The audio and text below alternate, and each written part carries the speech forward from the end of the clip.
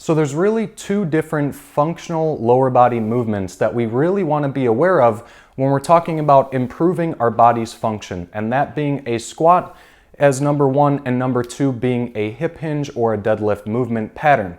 Now, why they're called movement patterns is because the body does move together as one unit, and what we need to start to do to simplify either movement is to start thinking a squat is a knee biased movement that dominates the movement with the use of the quads, the muscles in the front of the thighs, whereas our hip hinge or deadlift is a movement pattern that is more of a hip bias movement, so we're engaging more of our glutes, hamstrings, and calves. So if you look at me from the side, look at the position of the knees. As the knees bend, I'm able to maintain a flat neutral spine looking straight ahead.